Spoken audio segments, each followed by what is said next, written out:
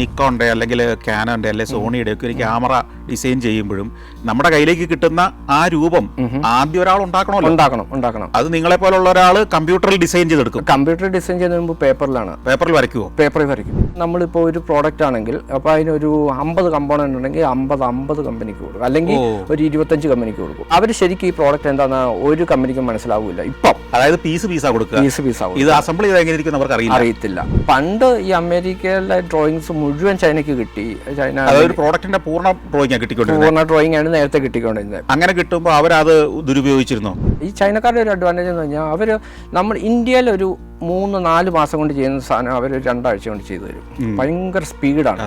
പക്ഷേ ഈ ലോജിക്ക് കൂടുതൽ ഇന്ത്യക്കാർക്കാണ്. പ്രോഡക്റ്റ് ഡിസൈൻ ചെയ്യുമ്പോൾ തന്നെ നിങ്ങൾ പേറ്റന്റ് അപ്ലൈ ചെയ്യും. അതിന് മുമ്പ് തന്നെ അപ്ലൈ ചെയ്യും. ഈ ആശയമായിരിക്കും തന്നെ ആദ്യമേ അതാ ചെയ്യുന്നത്. അത് ഇതിന് കുറെ സമയം എടുക്കും പേറ്റന്റ് കിട്ടി വരാൻ. എസ്പെഷ്യലി ഒരു മെക്കാനിക്കൽ പ്രോഡക്റ്റ് ആണെങ്കിൽ ഒരു മിനിമം 5 ഇയർ എടുക്കും. ശരിക്കും കസ്റ്റമർ ഒരു 5 വർഷം പുറകിലാണ്.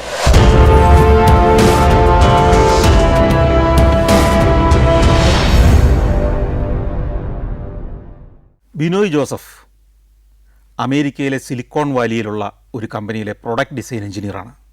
അതായത് നമ്മൾ നിത്യജീവിതത്തിൽ ഉപയോഗിക്കുന്ന പല ഉപകരണങ്ങളുടെയും കമ്പ്യൂട്ടറുകൾ, ലാപ്ടോപ്പുകൾ, മൊബൈൽ ഫോണുകൾ തുടങ്ങി എന്തും അതിൻ്റെ പ്രവർത്തനം ഡിസൈൻ ചെയ്യുന്ന എഞ്ചിനീയർമാരിൽ ഒരാൾ.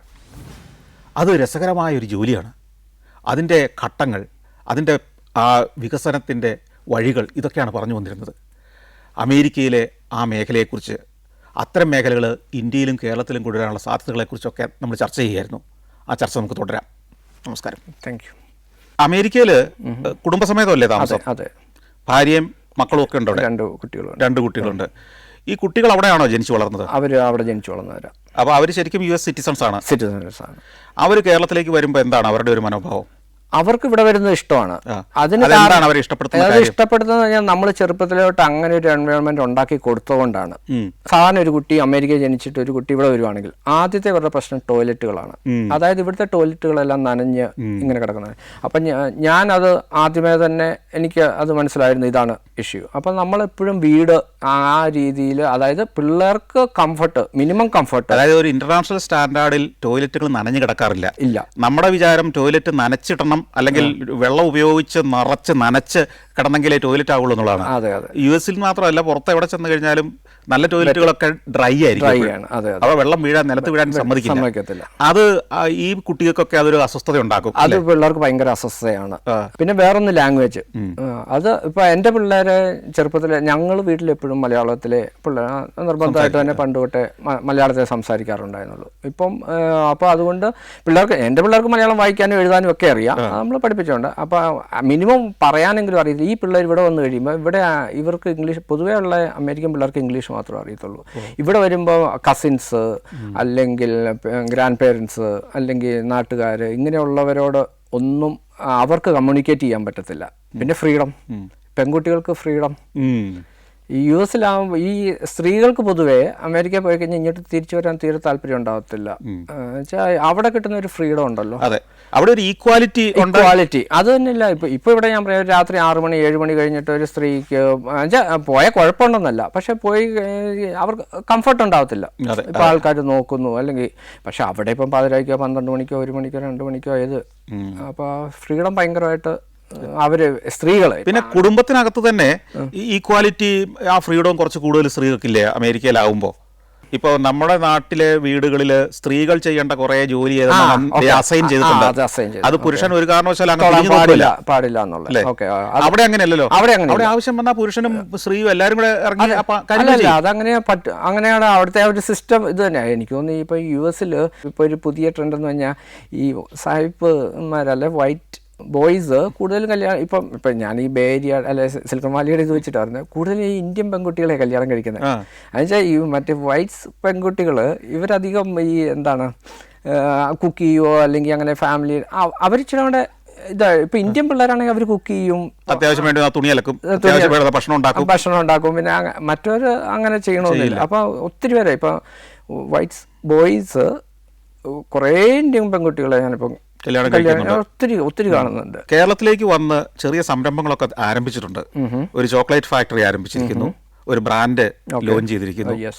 എന്താണ് അതിനൊരു വികാരം? കാരണം നിങ്ങൾ പ്രവർത്തിക്കുന്ന മേഖല ടോട്ടലി ഡിഫറൻറ്റ്, അതെ ജീവിക്കുന്ന രാജ്യം വേറെ, അതെ എന്നിട്ടും കേരളത്തിൽ വന്നൊരു ചോക്ലേറ്റ് ഫാക്ടറി തുടങ്ങണമെന്ന് തോന്നാൻ കാര്യം? ഓക്കെ. ഈ ചോക്ലേറ്റിൻ്റെ കഥ പറയുകയാണെങ്കിൽ ഞാൻ ബേസിക്കലി നമ്മൾ കൃഷി ബാക്ക്ഗ്രൗണ്ടിൽ നിന്നുള്ളവരാണ്. ഇപ്പം നമ്മൾ പാലായിൽ തന്നെ കിഴക്കൻ മേഖലയിൽ ആണ് നമ്മൾ മലയുടെ മുകളിലൊക്കെ താമസിച്ചിരുന്നത്. പാലായിന്ന് എത്ര ദൂരം ഉള്ള? 12 തൊട്ട് 15 കിലോമീറ്റർ. അപ്പോൾ ഞങ്ങൾ ഈ മലയുടെ മുകളിലായിരുന്നു താമസിച്ചുകൊണ്ടിരുന്നത്. അപ്പോൾ നമുക്ക് പണ്ട് തൊട്ടേ കൃഷിയുള്ള ആൾക്കാർ. അപ്പം എപ്പോഴും എനിക്ക് ഈ കൊക്കോ ഫ്രൂട്ട് എനിക്ക് ഭയങ്കര ഇഷ്ടമായിരുന്നു. ഏത് ഈ അതിൻ്റെ അകത്തെ കൊക്കോ തിന്നാൻ. അപ്പം ഞങ്ങളുടെ വീട്ടിൽ കൊക്കോ ഇല്ലായിരുന്നു. അപ്പം ഞങ്ങൾക്ക് ഈ ഉച്ച കഴിഞ്ഞിട്ട് ഞങ്ങളുടെ ഒരു പരിപാടി, ഞങ്ങളുടെ ഒരു ജോലി എന്ന് പറഞ്ഞാൽ ഈ ആടിനെ തീറ്റാൻ, ഞങ്ങൾക്ക് കുറേ ആടുകളുണ്ടായിരുന്നു, പിന്നെ പശു. അപ്പോൾ ഇതിനെ ഞങ്ങൾ തീറ്റാൻ, ഈ മലയിൽ കുറേ തോട്ടങ്ങളാണല്ലോ, അപ്പം നമ്മൾ അതിൻ്റെ അകത്തെല്ലാം പശുവിനെ തീറ്റാനും ആടിനെ തീറ്റാനും ഒക്കെ ആയിട്ട് പോകും. അപ്പം വേറെ പിള്ളേരും വരും. അപ്പോൾ അവർ ചിലപ്പോൾ എനിക്ക് കൊക്കോ ഇഷ്ടമായിരുന്നു, അവർ കൊക്കോക്ക അവരുടെ വീട്ടിൽ നിന്ന് കൊണ്ടുവരും. അപ്പം നമ്മുടെ വീട്ടിൽ നിന്ന് വാളംപുളി അല്ലെങ്കിൽ അങ്ങനെയുള്ള സാധനങ്ങളൊക്കെ നമ്മൾ പറിച്ചു. അപ്പോൾ ഈ കൊക്കോക്ക ഞാൻ തിന്നും. അത് കഴിഞ്ഞപ്പോൾ നമ്മുടെ വീട്ടിലില്ലാത്തതുകൊണ്ട് ഞാൻ ഇപ്പം ഞങ്ങളുടെ വീടിൻ്റെ താഴെയായിട്ട് വലിയൊരു പനയുണ്ട്. അപ്പോൾ ഈ പനയിൽ ഈ മരപ്പെട്ടികൾ വന്ന് രാത്രിക്ക്, അപ്പോൾ ഇവർ തിന്നിട്ട് ഈ കൊക്കോക്ക മുഴുവൻ താഴെ ഇടും. അപ്പോൾ അത് എന്നിട്ട് മുളച്ചു വരും. അപ്പോൾ കുറേ ഇത് തന്നെയല്ല, കുറേ ഫ്രൂട്ട് ട്രീസ് നാട്ടിലുള്ളതെല്ലാം അതിൻ്റെ തൈകൾ അവിടെ ഉണ്ടാവും. അപ്പോൾ ഞാനവിടെ പോയിട്ട് കുറേ കൊക്കോയുടെ തൈകൾ പറിച്ചു കൊണ്ടുവന്നിട്ട് ഞാൻ പറമ്പിലൊരു 10-30 എണ്ണം നട്ടു.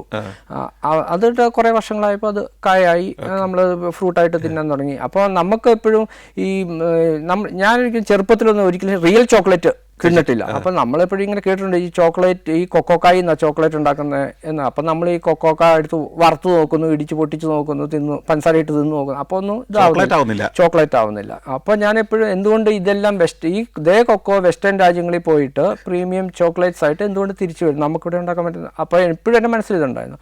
അപ്പം ഞാൻ പിന്നെ US ആയിരുന്നു. അപ്പോൾ അവിടെ ഈ സാൻ ഫ്രാൻസിസ്കോ എന്ന് പറഞ്ഞാൽ കുറേ ചോക്ലേറ്റ് കമ്പനികളുണ്ട്. അത് ആ ഗോൾഡ് റഷിൻ്റെ സമയം തൊട്ട് കുറേ ആൾക്കാർ വന്നിട്ട് ചോക്ലേറ്റ് കമ്പനികൾ സ്റ്റാർട്ട് ചെയ്തിരുന്നു. അപ്പോൾ അവിടെ കുറേ കമ്പനികളുണ്ട്. അപ്പം എൻ്റെ ഒരു ഫ്രണ്ട്, ആപ്പിളിൽ വർക്ക് ചെയ്യുന്ന ഒരു ഫ്രണ്ട് എന്നോട്, ഞാനിങ്ങനെ പുള്ളിക്കാരനോട് ഇങ്ങനെ സംസാരിക്കും, ഇവിടെ എനിക്കൊരു ചോക്ലേറ്റ് ഫാക്ടറി കാണണം എങ്ങനെ. അപ്പം പുള്ളി പറഞ്ഞു ആപ്പിളിൻ്റെ ഓഫീസിൻ്റെ അടുത്ത് ഒരു ചോക്ലേറ്റ് കമ്പനിയുണ്ട്. അപ്പോൾ അവിടെ സ്റ്റീവ് ജോബ്സ് സ്ഥിരമായിട്ട് അവിടെ പോയി ചോക്ലേറ്റ് കഴിക്കുന്ന ഒരു ഇതാണ്. അപ്പോൾ അത് വലിയ ഫേമസ് ആണ്.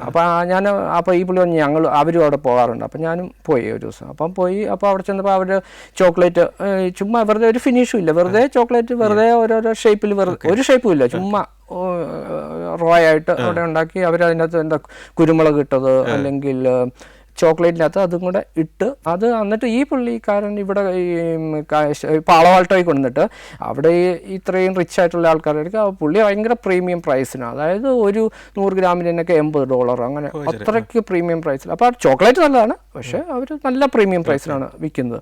അപ്പോൾ അവിടെ പോയി ഞാൻ ആദ്യം ചോക്ലേറ്റ് തിന്നു. അപ്പോൾ അവരുടെ ചോക്ലേറ്റ് എനിക്ക് എൻ്റർലി ഡിഫറെൻ്റ് ആണ് ടേസ്റ്റ് വൈസ്. അപ്പോൾ അപ്പോഴാണ് നമ്മൾ റിയൽ ചോക്ലേറ്റിൻ്റെ ടേസ്റ്റ് മനസ്സിലായത്. പിന്നീട് ഞാൻ ഈ സ്റ്റാൻഫോർഡിൽ ഈ ബിസിനസ് കോഴ്സുകളൊക്കെ ചെയ്യുമായിരുന്നു. അപ്പോൾ അങ്ങനെ അവിടെ പണ്ട് ചെയ്തിട്ട് പോയ ഒരാളെ എനിക്ക് പരിചയമുണ്ട്. അപ്പോൾ ആ പുള്ളിക്ക് അവർ ശരിക്കും എൻജിനീയേഴ്സ് തന്നെയാണ്.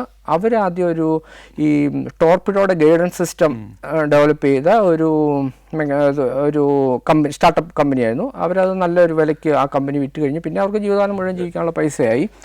അവർ പോയിട്ട് പിന്നെ ഒരു ഫണ്ണായിട്ട് ഒരു ചോക്ലേറ്റ് ഒരു കമ്പനിയല്ല, അവർ വീട്ടിൽ തന്നെ ചോക്ലേറ്റ് ഉണ്ടാക്കാൻ തുടങ്ങി. ഹസ്ബൻഡ്, വൈഫ്, ഈ എൻ്റെ ഫ്രണ്ട് എന്ന് പറഞ്ഞ ആൾ, ഇവർ 3 പേരും കൂടെ ചോക്ലേറ്റ് മേക്ക് ചെയ്യാൻ തുടങ്ങി. അത് US പ്രീമിയം ചോക്ലേറ്റ് ബ്രാൻഡ്. അപ്പോൾ എനിക്ക് ഇവരുമായിട്ട് അടുപ്പമുള്ളതുകൊണ്ട് ഞാൻ അവിടെ പോകാനും അവരുടെ കാണാനൊക്കെ എനിക്ക് അവസരങ്ങൾ കിട്ടി. അപ്പോൾ ആ പ്രോസസ്സ് പഠിക്കാൻ പറ്റി.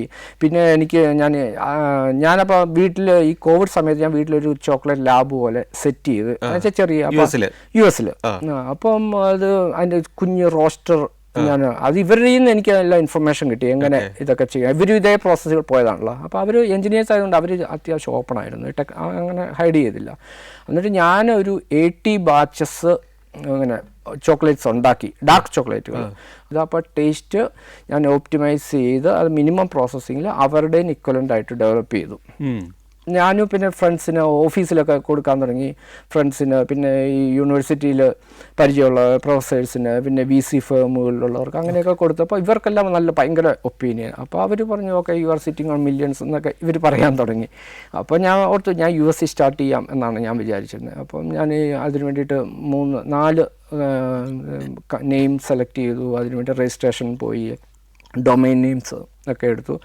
അപ്പോൾ ഞാൻ പിന്നെ ഇവരോട് സംസാരിച്ചപ്പോൾ ഇവർ പറഞ്ഞു, നിങ്ങൾക്ക് ഇന്ത്യ ചെയ്യാൻ റിസോഴ്സസ് ഉണ്ടെങ്കിൽ ഇന്ത്യ ചെയ്തോ, അതാണ് കൂടുതൽ നല്ലത്. അത് ഒന്ന് അവിടുത്തെ മാൻ പവർ കോസ്റ്റ്ലിയാണ്. പിന്നെ ഓക്കെ, അപ്പോൾ എനിക്ക് ഇവിടെ ചെയ്യണം അവിടെ ചെയ്യണം കൺഫ്യൂഷനായിരുന്നു. പിന്നെ എനിക്ക് എപ്പോഴും ഞാനിപ്പോഴും ഒരു ഇന്ത്യൻ സിറ്റിസണാണ്. എനിക്ക് എപ്പോഴും ഒരു ഇന്ത്യക്കാരനായിട്ട് തന്നെ മരിക്കണം എന്നുള്ള ആഗ്രഹമുള്ള ആളാണ്. അപ്പോൾ എനിക്ക് ഇപ്പോൾ ഓക്കെ ഇന്ത്യയിൽ ഇപ്പോൾ ഈ മേക്ക് ഇൻ ഇന്ത്യ അങ്ങനെയുള്ള ഈ പ്രോജക്റ്റുകൾ അപ്പോൾ ഇന്ത്യ വന്ന് ചെയ്യണമെന്ന് എനിക്കും വലിയ ആഗ്രഹമാണ്. അന്നത്തേക്ക് ഇന്ത്യയിലെ ചോക്ലേറ്റ് മാർക്കറ്റ് ഭയങ്കര ചേഞ്ചായി. ഇവിടെ ആൾക്കാർ ഈ ജിയോക്കാർ ഫോൺ കൊണ്ടുവന്നതോടുകൂടി ഇന്ത്യൻസിൻ്റെ ഈ എക്സ്പോഷർ ഭയങ്കരമായിട്ട് ഇൻ്റർനെറ്റ് വന്നതോടുകൂടി ഇന്ത്യൻസിൻ്റെ ആ ഒരു വേൾഡ് എക്സ്പോഷർ ഭയങ്കരമായിട്ട് കൂടി. അപ്പോൾ ഇവിടെ ക്വാളിറ്റി ഫുഡ് അല്ലെങ്കിൽ അങ്ങനെ സംസ്കാരം തന്നെ അത് ഇപ്പോൾ ജിയോയെ നമ്മൾ സംബന്ധിച്ച് ഞാൻ എപ്പോഴും പറയാറുള്ളൊരു കാര്യമാണ്, നമ്മൾ റിലയൻസിനെ എപ്പോഴും ചീത്ത വിളിക്കും, കുത്തക അല്ലെങ്കിൽ മുതലാളി എന്നൊക്കെ പറയും. പക്ഷെ അവരാണ് നമ്മുടെ ദൈനംദിന ജീവിതത്തെ മാറ്റിമറിച്ചത്. അതെ അതെ, നമ്മളിപ്പോൾ എവിടെ നോക്കിയാലും കാണാം. ഇപ്പോൾ ഈ ഒരു സോഷ്യൽ മീഡിയ ഇത്ര വ്യാപകമാകാൻ കാരണം അത് ഉപയോഗിക്കുന്നവരും അതിലേക്ക് കണ്ടന്റ് ഇടുന്നവരും ഒക്കെ ആയ മനുഷ്യർ വന്നതുകൊണ്ടാണല്ലോ ഇത്രയും ഇൻഫർമേഷൻ ആളുകളിലേക്ക് ആരെങ്കിലും ഒക്കെ ഇട്ട കണ്ടന്റ് ആണല്ലോ നമ്മൾ ഈ കാണുന്നത്. നമ്മുടെ ഫോണിൽ പ്ലേ ആകുന്നുണ്ടെങ്കിൽ അത് ഈ ബാൻഡ് വിഡ്ത്ത് കൂടിയ ഫെസിലിറ്റി വന്നുകൊണ്ട് മാത്രമാണ്. അപ്പോൾ ഇപ്പോൾ നമ്മളിപ്പോൾ ഒരു വഴി കൂടെ പോയി കഴിഞ്ഞാൽ ഒരു വീട് അല്ല അതിൻ്റെ മുമ്പിൽ ലോൺ വെക്കുക, അല്ലെങ്കിൽ വീടിൻ്റെ ആകും വൃത്തിയായിട്ട് വെക്കുക, ഈ കൺസെപ്റ്റുകളെല്ലാം വന്ന് നമ്മൾ ലോകത്തിൽ എന്താണ് നടക്കുന്നതെന്ന് അറിയാൻ ആൾക്കാർ നെറ്റ് വന്നപ്പോഴാണ് മനസ്സിലായത്. അതായത് മൊബൈലിലേക്ക് നെറ്റ് വന്നപ്പോൾ ആ ഒരു ഇത്. അപ്പോൾ അതുകൊണ്ട് എനിക്ക് ഇപ്പോൾ ഡാർക്ക് ചോക്ലേറ്റ് എന്ന് പറഞ്ഞാൽ ഇവിടെ ആൾക്കാർക്കെല്ലാം അത്യാവശ്യം അറിയാൻ തുടങ്ങി. ഇപ്പം നമ്മളിപ്പോൾ ഏത് കട ചെന്നാൽ അല്ലെങ്കിൽ കാഡ്ബറി അല്ലെങ്കിൽ അമൂല് ഇവരുടെയൊക്കെ ഡാർക്ക് ചോക്ലേറ്റുകൾ ഏത് ലോക്കൽ ബേക്കറികളിൽ തന്നെയല്ല. ഈ പ്രമേഹ രോഗികളുടെ എണ്ണം കൂടിയപ്പം പ്രമേഹത്തിന് നല്ലത് ഡാർക്ക് ചോക്ലേറ്റ് ആണെന്നൊരു പ്രചാരണമുണ്ട്. അതിൽ കാര്യമുണ്ടോ? പ്രമേഹത്തിനല്ല, ഇപ്പൊ ഹാർട്ടിന് ഒക്കെ നല്ലത് ഡാർക്ക് ചോക്ലേറ്റുകളാണ്. കൊക്കോയിലാണ് ഏറ്റവും കൂടുതൽ ആന്റി ഓക്സിഡന്റ് ഉള്ള ഒരു നട്ടോ അല്ലെങ്കിൽ ഫ്രൂട്ട് എന്ന് പറയാവുന്നത്. അതിപ്പോൾ നമ്മൾ ഇപ്പം മാംഗോയ്ക്ക് നമ്മൾ സ്കെയിൽ പറയുകയാണെങ്കിൽ മാംഗോ 1 എടുത്താൽ, ബ്ലൂബെറിക്ക് 300 എടുത്താൽ, കൊക്കോയ്ക്ക് 900 ആണ്. നമ്മുടെ ഗുഡ് കൊളസ്ട്രോൾ ഉണ്ട്, HDL എന്ന് പറയുന്നത്. ആ HDL വാല്യൂ ഒക്കെ ഒത്തിരി കൂട്ടും. ഇതിനകത്ത് ഈ പോളിഫിനോൾസ് എന്ന് പറയുന്ന ഈ ആൻറ്റി ഓക്സിഡൻസ് ഭയങ്കരമായിട്ട് അതിപ്പോൾ ബെറികളിൽ ഈ ചോക്ലേറ്റ്സ് പിന്നെ റെഡ് വൈൻ അതിലൊക്കെയാണ് ഇതുള്ളത്. പക്ഷേ ഈ ചോക്ലേറ്റ്സിൽ ഭയങ്കര കൂടുതലാണ് ഡാർക്ക് ചോക്ലേറ്റുകളിൽ. അത് ഓവർ പ്രോസസ്സ് ചെയ്യരുത്, അപ്പോൾ അത് ഡാമേജ് ആയിക്കൊണ്ടിരിക്കും. അപ്പോൾ ഇപ്പം ഞങ്ങളൊക്കെ ചെയ്യുന്ന ഒപ്റ്റിമലി പ്രോസസ്സറാണ്, വളരെ മിനിമം പ്രോസസ്സിങ്. അപ്പോൾ ആൾക്കാർ പറയും നമ്മുടെ ചോക്ലേറ്റ് ബാക്കിയുള്ള ചോക്ലേറ്റ് ടേസ്റ്റ് അല്ല എന്ന് പറയും, നമ്മുടെ ഫ്രൂട്ടീനെസ് ആണ്. അപ്പോൾ ഈ ബിറ്റർനെസ് വളരെ കുറവാണ്. അപ്പോൾ നമ്മൾ ഈ ഓവർ പ്രോസസ്സ് ചെയ്യുമ്പോഴാണ് ഈ ബിറ്റർനെസ് വരിക. അപ്പോൾ നമ്മൾ ഏറ്റവും മിനിമം ഒപ്റ്റിമം പ്രോസസ്സ് ചെയ്ത് വിട്ടാൽ. പിന്നെ ഇത് വൈൻ മേക്കിംഗ് പോലെയാണ്, ഇത് ഫെർമെന്റേഷൻ്റെ വലിയ ഇമ്പോർട്ടൻ്റ് ആണ്. ചോക്ലേറ്റിന്റെ മാർക്കറ്റ് എത്ര വലുതാണ് ലോകത്തെ? ഇപ്പൊ US പറയുന്നത് 20 ബില്യൺ അടുത്ത് ഉള്ള മാർക്കറ്റ്. അതൊരു ഗ്രോയിങ് മാർക്കറ്റ് തന്നെയാണോ? ഇപ്പം വെസ്റ്റേൺ രാജ്യങ്ങളിലൊക്കെ ഏകദേശം ഒരു സാച്ചുറേറ്റഡ് എന്ന് വേണേൽ പറയാം. അതായത് ഇപ്പം ഞാൻ പറഞ്ഞു കഴിഞ്ഞാൽ ഇപ്പം ജർമ്മനിയിലൊക്കെ ഒരു 11 കിലോ അടുത്താണ് പെർ ക്യാപിറ്റ കൺസംഷൻ. അപ്പോൾ US ഒരു 9 kg ഒക്കെ. അപ്പോൾ ഒരു 9. ഇന്ത്യയിൽ എത്ര ഉണ്ടാവും? ഇന്ത്യയിൽ 75 ഗ്രാമാണ്. ജസ്റ്റ് ഇപ്പം ചൈനയിൽ ഇപ്പം കുറേ കൂടെ അങ്ങ് വളർന്നു. ഇപ്പം ഇന്ത്യക്കാർ ഒത്തിരി സ്വീറ്റ്സ് കഴിക്കുമെങ്കിലും ചോക്ലേറ്റ് ഒന്ന് നമ്മുടെ വെതറിന്റെ ഒരു പ്രശ്നമുണ്ട്. പിന്നെ ചോക്ലേറ്റ് ഭയങ്കര എക്സ്പെൻസീവാണ്. ഇത് എത്ര കാലമായി തുടങ്ങിയിട്ട് ഇവിടെ തുടങ്ങിയിട്ട് ഇപ്പം ഞാൻ പ്രൊഡക്ഷൻ തുടങ്ങിയിട്ട് ഈ മാർച്ചിലാണ് സ്റ്റാർട്ട് ചെയ്തത്. എങ്ങനെയുണ്ട് ടേക്ക് ഓഫ്? ഞാൻ പ്രതീക്ഷിച്ചതിനേക്കാളും മച്ച് ബെറ്റർ ആണ്. ഇവിടുത്തെ മാർക്കറ്റ് സ്വീകരിച്ചു തുടങ്ങി. ഈ പ്രദേശത്തൊക്കെയാണോ കൂടുതൽ? കോട്ടയം ജില്ലയിലൊക്കെയാണോ കൂടുതൽ? കോട്ടയത്തുണ്ട്. ഇപ്പൊ നമ്മളൊരു തൃശ്ശൂർ തൊട്ട് ഒരു തിരുവല്ല വരെ ഉള്ള ഒരു ഏരിയയിലാണ് ഇപ്പൊ പോയിരിക്കുന്നത്. അപ്പൊ ഇത് തുടങ്ങിയതിന് ശേഷം ഇവിടെ തന്നെയാണോ? അല്ല പോയി? അല്ല, ഞാൻ അവിടെയായിരുന്നു. ഞാനിപ്പോ ഈ ആനുവൽ വെക്കേഷൻ ആയപ്പോ തിരിച്ചു. അപ്പൊ ഇവിടെ നമ്മുടെ സാന്നിധ്യത്തിൽ ഓടുന്ന ഒരു സിസ്റ്റം ഞാൻ ഡെവലപ്പ് ചെയ്തിട്ടുണ്ട്. പിന്നെ അതായത് പ്രൊഡക്ഷൻ സിസ്റ്റം വലിയ കുഴപ്പമില്ലാതെ പോകും. പിന്നെ അതിൻ്റെ അകത്ത് ഇപ്പം സെയിൽസ് ആണ് ഇതിൻ്റെ അകത്ത് ഒരു ബുദ്ധിമുട്ട്. ഇപ്പം നമ്മൾ തുടക്കമായതുകൊണ്ട് നമ്മൾ തന്നെ പോയി ഇത് സെയിൽസ് ആൻഡ് മാർക്കറ്റിംഗ് അത് ആദ്യം നമ്മൾ തന്നെ പോകേണ്ടി വരും. പക്ഷേ പിന്നെ ഈ എന്താണ് ഫിനാൻസ് അതും നമുക്കെല്ലാം ഓൺലൈൻ, ഇപ്പം എല്ലാം ഡിജിറ്റലാണ്. അപ്പോൾ അതിൻ്റെ ഒന്നും പ്രശ്നങ്ങളൊന്നുമില്ല, കുഴപ്പമില്ല. പിന്നെ എല്ലായിടത്തും ക്യാമറകളൊക്കെ വെച്ച് നമുക്ക് തന്നെ ഈ പ്രോസസ്സ് മുഴുവൻ മോണിറ്റർ ചെയ്യാം. അപ്പോൾ എന്തെങ്കിലും വേരിയേഷനോ അല്ലെങ്കിൽ ഇവർ എന്തെങ്കിലും ഡൗട്ട് ചോദിച്ചാൽ നമുക്കത് അതായത് ഇപ്പോൾ അമേരിക്കയിൽ ഇരുന്ന് മാനേജ് ചെയ്യാൻ ബുദ്ധിമുട്ടില്ല. ഓക്കെ. ഇങ്ങനെ ഒരു സംരംഭമൊക്കെ ഇവിടെ ആരംഭിച്ച സ്ഥിതിക്ക് ഇന്ത്യക്കാരനായി തുടരാൻ ആഗ്രഹിക്കുന്ന ഒരാൾ US-ൽ നിന്ന് ഇന്ത്യയിലേക്ക് പൂർണ്ണമായിട്ടും തിരിച്ചു വരാനുള്ള സാധ്യതയുണ്ട് ഉടനെ ഇല്ല. അതിൻ്റെ കുട്ടികൾ ഇപ്പം ചെറുതായതുകൊണ്ട്. പക്ഷേ പ്രായമായി അവർ മൂത്തയാൾ 16 വയസ്സ്, രണ്ടാമത്തെ ആൾ 11 വയസ്സ്. അപ്പം അവർ പഠിത്തവും ഇതൊക്കെ ഭാവിയിൽ അവിടെ ഇവിടെയായിട്ട് ജീവിക്കാനാണ് ചാൻസ്. ഓക്കെ. അപ്പോൾ അവിടെ ഈ കുട്ടികളുടെ കാര്യം പറഞ്ഞപ്പോൾ ചോദിക്കുക, ഈ കുട്ടികളെ വളർത്തുന്നതിൽ ഈ നാട്ടിൽ നമ്മളൊക്കെ വളർന്നല്ലോ, അപ്പോൾ ആ അനുഭവങ്ങളുണ്ട്. അതേ നിയമവും അതേ കാർക്കശ്യവും അതേ കാഠിന്യവും ഒക്കെ തന്നെ ഉണ്ടോ അവിടെ ഈ കുട്ടികളെ വളർത്തുമ്പോൾ? അതൊക്കെ സാധ്യമാണോ? ഇപ്പം ഞാനൊക്കെ വളർന്നു വന്നതെന്ന് പറഞ്ഞു കഴിഞ്ഞാൽ ഇപ്പോൾ ഇമാജിൻ ചെയ്യാൻ പറ്റുന്നതിൻ്റെ അപ്പുറത്തുള്ള കാർക്കശ്യത്തിനകത്ത് വളർന്നു വന്ന ആളാണ്. കോൺസെൻട്രേഷൻ ക്യാമ്പിലായിരുന്നു. അത് ഭയങ്കര ടഫ് എൻവയോൺമെന്റിലാണ് ഞാനൊക്കെ വളർന്നു വന്നത്. അത് പൊതുവെ ആ ഒരു കാലഘട്ടത്തിൽ അങ്ങനെയായിരുന്നല്ലോ. ആ ഒരു കാലഘട്ടത്തിൽ അങ്ങനെയായിരുന്നു. പക്ഷേ ആ പേരന്റിങ്ങും അവിടുത്തെ അമേരിക്കയിലെ പേരന്റിങ്ങും തമ്മിലുള്ള വ്യത്യാസം എന്താ ശരിക്കും? അല്ലേ, കുറച്ചുകൂടെ ശാസ്ത്രീയമാണ് എന്ന് പറയാൻ പറ്റുമോ അമേരിക്കയിലെ പേരന്റിങ്? അമേരിക്കൻസിന്റെ ആണോ ഇന്ത്യൻ അമേരിക്കൻസിന്റെ ആണോ? രണ്ടും. ഇത് രണ്ടും വ്യത്യാസമുണ്ട്. ഇന്ത്യൻ അമേരിക്കൻസ് ഇന്ത്യൻ സിസ്റ്റം കുറെ അങ്ങോട്ട് കൊണ്ടുവന്നിട്ടുണ്ട്. ഇന്ത്യൻ അമേരിക്കൻസിന്റെ സിസ്റ്റം അല്ല അമേരിക്കൻസിന്റെ സിസ്റ്റം. എന്താ ഇത് തമ്മിലുള്ള വ്യത്യാസം എന്ന് പറഞ്ഞു കഴിഞ്ഞാൽ ഇപ്പോൾ ഒരു സാധാരണ ഒരു ടിപ്പിക്കൽ അമേരിക്കൻ പിള്ളേര് ഇപ്പോൾ പഠിച്ച് ഒരു നല്ല ലെവലിലെത്താൻ ഇപ്പോഴത്തെ സാഹചര്യത്തിൽ അവിടെ ബുദ്ധിമുട്ടാണ്. അതെന്താണ്? ഒന്ന്, അവിടുത്തെ എഡ്യൂക്കേഷൻ. അതായത് നമ്മളിപ്പം ഇവിടുത്തെ ഹയർ എഡ്യൂക്കേഷനെ ഞാൻ പ്രശ്നമുണ്ട്. ഇവിടുത്തെ ഒരു +2 വരെയുള്ള എഡ്യൂക്കേഷൻ ഇവിടുത്തെ അടിപൊളിയാണ്, ഗംഭീരമാണ്. പക്ഷേ അവിടുത്തെ അതുവരെയുള്ള എഡ്യൂക്കേഷൻ മോശമാണ്. അതായത് ഇപ്പം ഞാൻ പറയാം, ഇപ്പം നമ്മൾ ഹൈസ്കൂളിലോട്ട് പിള്ളേർ ചെല്ലുമ്പോൾ നമ്മളിവിടെ എന്ന് പറഞ്ഞാൽ ഞാൻ പറയാം ഒരു 8ാം ക്ലാസ് അല്ലെങ്കിൽ 7, 8, 9, 10 അത്രയും സമയം കൊണ്ട് നമ്മൾ കെമിസ്ട്രി അല്ലെങ്കിൽ ഫിസിക്സ് അതിൻ്റെ ഒരു ഫണ്ടമെൻ്റൽസ് അത്യാവശ്യം നമ്മൾ പഠിച്ചിരിക്കും. പക്ഷേ അമേരിക്കയിൽ അങ്ങനെ ഈ പിള്ളേർക്ക് ഒരു 9th ഗ്രേഡ് വരെ വലിയ കാര്യമായ വർക്ക് ലോഡോ വലിയ കാര്യമായിട്ട് പഠിക്കുന്നോ ഇല്ല അവിടെ. പന്ത് കഴിഞ്ഞിട്ട് പരീക്ഷ പോലും ഉണ്ടാവണമെന്നില്ല. പരീക്ഷയൊക്കെ പരീക്ഷ ഉണ്ടാകുന്നൊന്നും വലിയ വർക്ക് ലോഡോ ടെൻഷനോ ഒന്നുമില്ല, അങ്ങനത്തെ ഒന്നുമില്ല. ഇപ്പം നമ്മുടെ ഇവിടുത്തെ പിള്ളേർ ഞാൻ ഇപ്പോൾ ക്ലാസ് ഒരു മാസത്തിനുള്ളിൽ ഒരു ചെറിയ പരീക്ഷ വന്നു, പിന്നെ മിഡ് ടേം ആയി, പിന്നെ ഓണപരീക്ഷയായി, ക്രിസ്മസ് പരീക്ഷയായി, അങ്ങനെ കുറേ. അപ്പോൾ ഈ കുറേ പരീക്ഷകൾ വരുമ്പോൾ ഇതെല്ലാം വീണ്ടും റിപ്പീറ്റ് ആവുന്നതുകൊണ്ട് മെമ്മറിയിലും അല്ലെങ്കിൽ ആ നോളജ് ഇച്ചിരി കൂടെ ഇതാവും. പക്ഷെ അവിടെ അങ്ങനെ ഒരു സിസ്റ്റം ഇല്ല. പിന്നെ അവിടുത്തെ സിലബസ് ഈ ഒരു 9ാം ക്ലാസ് അല്ല 8ാം ക്ലാസ് വരെയുള്ള സിലബസ് വളരെ ലൈറ്റാണ്. അപ്പോൾ ഈ സയൻസ്, മാത്ത് ഇത് ഈ പിള്ളേർ കാര്യമായിട്ട് പഠിക്കുന്നില്ല. ഇന്ത്യൻസ് ആകുമ്പോൾ ഈ പേരൻസ് എഫോർട്ട് എടുത്ത് ഈ പിള്ളേർക്ക് ഒന്നെങ്കിൽ പറഞ്ഞു കൊടുക്കും അല്ലെങ്കിൽ എവിടെന്നെങ്കിലും ട്യൂഷൻ എടുത്ത് കൊടുക്കും.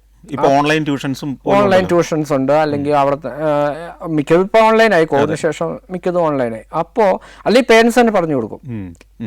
പക്ഷേ അമേരിക്കക്കാർ ടിപ്പിക്കലി അങ്ങനെ പിള്ളേരെ ഇരുത്തി പഠിപ്പിക്കുക അങ്ങനെ. അവർ സ്കൂളിൽ പോകുന്ന അവർ തിരിച്ചു വരുന്ന എന്തെങ്കിലും ഹോംവർക്ക് ഉണ്ടായ പിള്ളേർ തന്നെ അതൊക്കെ ചെറിയ ഹോംവർക്കുകളായി. അല്ല, ഇങ്ങനെ പഠിക്കുന്ന കുട്ടികൾ യൂണിവേഴ്സിറ്റി ചെല്ലുമ്പോൾ എന്താണ് വ്യത്യാസം? അല്ല, യൂണിവേഴ്സിറ്റി ചെല്ലണ്ടേ, അതാണ് പ്രശ്നം.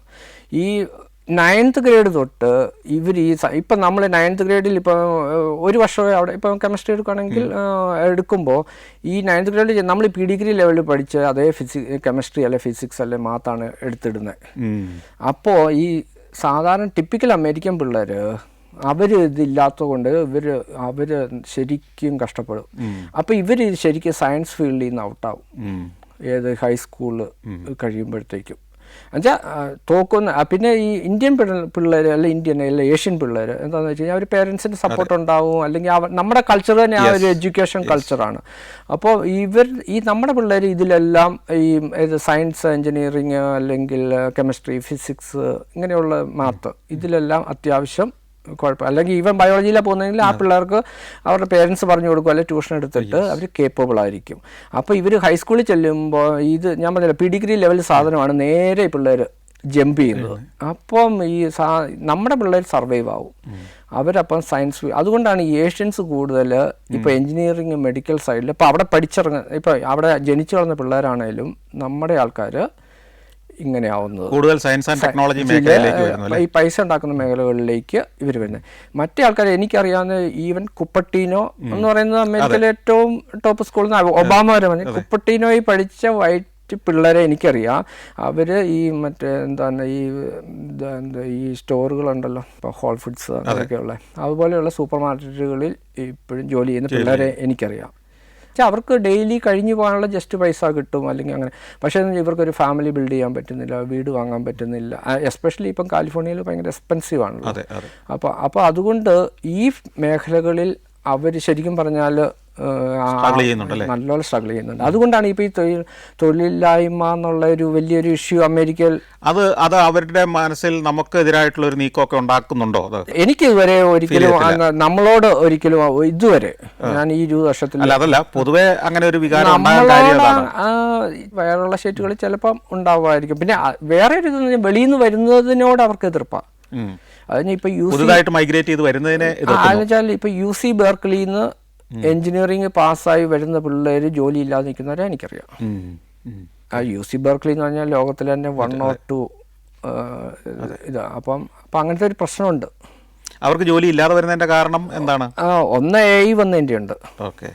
AI സാർവത്രികമായി കൈയടക്കി തുടങ്ങിയോടെ AI ഇപ്പം ഞാൻ പറയാം, ഈ ജൂനിയർ ലെവൽ പോസ്റ്റുകളിൽ അധികം ആവശ്യമില്ലല്ലോ. ഇപ്പം 10 പേര് ചെയ്യുന്ന പണി ഒരാൾ സൂപ്പർവൈസ് ചെയ്താൽ മതി എന്നായല്ലോ. അപ്പം അതിൻ്റെ AI-യുടെ ഒരു പ്രശ്നമുണ്ട്. ഈ അമേരിക്കയിലെ വാർദ്ധക്യകാലം എങ്ങനെയാ? അവർക്ക് ഹാപ്പിയാണോ? വാർദ്ധക്യകാലം അവർ നമ്മുടെ ഇന്ത്യയിലുള്ള വെച്ചിട്ട് മച്ച് ഹാപ്പിയർ ആയിരിക്കും. ഇന്ത്യയിലെന്നല്ല, ഇപ്പം നമുക്ക് ഇവിടെ പ്രായമായി കഴിഞ്ഞാലേ ഇപ്പം നമ്മൾ ഇപ്പം മക്കളാണ് നോക്കുന്നത്, അല്ലെങ്കിൽ നമ്മുടെ വീട്ടിൽ തന്നെയാണ്. ഈ പ്രദേശത്തൊക്കെ മക്കളില്ലല്ലോ. ഇല്ല, അല്ല ഇപ്പം പേരൻസ് തന്നെ ആയി കഴിഞ്ഞു തന്നെ. അപ്പോൾ അല്ല, ഇനിയിപ്പോൾ ഉള്ളതാണെങ്കിൽ പോലും ഇപ്പം നമ്മൾ വീടുകളിൽ കിടക്കുന്നവരുടെ കാര്യം ഇവിടെ ഭയങ്കര മോശമാണ്. അതായത് ഇപ്പോൾ ഇവർക്ക് ഒന്നും വെളി കാണാൻ, ഇപ്പോൾ ഞാൻ പറയാം, വീട്ടിൽ തീരെ ഒന്ന് വെളിയിലോട്ട് ഇറങ്ങാനുള്ള ഇതായില്ലെങ്കിൽ ഒരു ആരോഗ്യം അതിൻ്റെ ലെവലിൽ താഴ്ന്നു പോയി കഴിഞ്ഞാൽ എപ്പോഴും ഒന്നെങ്കിൽ ഒരു മുറി അടഞ്ഞ മുറിക്കകത്ത് കാണും. ഒരു കട്ടില്, അല്ലെങ്കിൽ അത് മാത്രമാണല്ലോ ലോകം. അതൊന്ന് ആലോചിച്ച് നോക്കി, എല്ലാ 24 മണിക്കൂറും ഒരു ഇരുണ്ട മുറി അതിൻ്റെ അകത്ത് അങ്ങനെ. പക്ഷെ അത് വെച്ചിട്ട് എനിക്ക് തോന്നുന്നു കുറേ കൂടെ അമേരിക്കയിലുള്ള വാർദ്ധക്യം എന്നുവെച്ചാൽ തീരെ വയ്യാത്ത സ്റ്റേജ് അല്ല, എന്നാലും ഇപ്പോൾ അവിടെ കുറേ ഇപ്പം ഗവൺമെൻറ്റിൻ്റെ അല്ലെങ്കിൽ ഒക്കെ ഇപ്പം ഞാൻ കണ്ടിട്ടുണ്ട്, ഈ പ്രായമായവർ താമസിക്കുന്നിടത്ത് ഇപ്പം ഗവൺമെൻറ്റിൻ്റെ വണ്ടിയൊക്കെ ഈ ഇടയ്ക്ക് വന്നിട്ട് ഇവർ ഈ ഷോപ്പിംഗ് മോളുകളെ രാവിലെ കൊണ്ടുപോകും. അല്ലെ കുറെ അതുപോലെ തന്നെ സ്ട്രീറ്റുകളിൽ കൂടെ പോലും തീരെ വയ്യാത്തവരും സ്വയം വീൽ ചെയർ ഓടിച്ച് ഇഷ്ടം പോലെ ഷോപ്പിംഗ് മാളിലൊക്കെ അതെ അതെ അതെ അല്ലെ, ഒരു പട്ടിയായിരിക്കും അതുമായിട്ട് ഇങ്ങനെ തെരുവിലൂടെ പയ്യെ നടക്കുന്നു, വീൽ ചെയറിൽ പോകുന്നു. അതെ അതെ. അപ്പൊ അതായത് അവർക്കൊരു മൊബിലിറ്റി ഉണ്ട്. പിന്നെ അവർക്ക് അവരുടേതായ ഒരു ഫ്രീഡവും ഇവിടുത്തേനേക്കാളും പ്രായമായവരുടെ അവസ്ഥ കുറെ കൂടെ മെച്ചമായിട്ടാണ് എനിക്ക്. പിന്നെ അതല്ല, എനിക്കൊന്ന് എല്ലാവർക്കും ഒരു ലൈഫ് ഇപ്പൊ ഇവിടെ എന്ന് പറഞ്ഞു കഴിഞ്ഞാൽ ഒരു റിട്ടയർ കഴിഞ്ഞു അല്ലെങ്കിൽ കുറച്ചുകൂടെ കഴിയുമ്പോൾ ലൈഫ് എൻജോയ്മെന്റ് അങ്ങ് തീർന്നെന്നോ അല്ലെങ്കിൽ ഒരു ഫുൾ സ്റ്റോപ്പ് തുടങ്ങിയിട്ടുണ്ട്. അത് പിന്നെ ഒന്ന് എഡ്യൂക്കേറ്റഡ് ആയിട്ടുള്ള ആൾക്കാരായിരിക്കും, അല്ലെങ്കിൽ സാമ്പത്തികമായിട്ട് ഇച്ചിരി ഉള്ള, അല്ലെ വെറും സാധാരണക്കാര് ഇപ്പോഴും അങ്ങനെ ഒരു ഇതില്ല. അമേരിക്കയിലെ ജീവിതം അങ്ങനെ മുമ്പോട്ട് പോകുമ്പോൾ തന്നെ സ്വന്തം നാട്ടിൽ സംരംഭം ആരംഭിച്ചിരിക്കുന്നു. അമേരിക്കയിലും ഇന്ത്യയിലുമായിട്ട് ജീവിതം മുമ്പോട്ട് പോകുന്നു. പറ്റുമെങ്കിൽ അങ്ങനെ തന്നെ തുടർന്നുള്ള കാലം മുമ്പോട്ട് പോകണമെന്ന് ആഗ്രഹിക്കുന്നു. ഏതായാലും കേരളത്തിന് വേണ്ടി കുറച്ചേറെ കാര്യങ്ങൾ ചെയ്യാനുണ്ട് എന്ന് തന്നെയാണ് നമ്മുടെ ഈ സംഭാഷണത്തിൽ നിന്ന് മനസ്സിലാകുന്നത്. ഈ മാറിയ സാഹചര്യത്തിൽ കേരളത്തിലെ പുതിയ തലമുറയ്ക്ക് വേണ്ടി സിലിക്കോൺ വാലിയുടെ മാതൃകയിൽ അവിടെ IT കമ്പനികളും ടെക്നോളജി കമ്പനികളും വളർന്ന രീതിയിൽ നമുക്ക് ചില കാര്യങ്ങൾ ചെയ്യണം, അല്ലേ? തീർച്ചയായിട്ടും. ഏതായാലും ഇത്രയും സമയം സഫാരിയോടൊപ്പം ചെലവഴിച്ചതിന് നന്ദി. Thank you. ഓക്കെ, എനിക്ക് ഇങ്ങനെ ഒരു അവസരം തന്നതിലും ഒത്തിരി താങ്ക്സ്.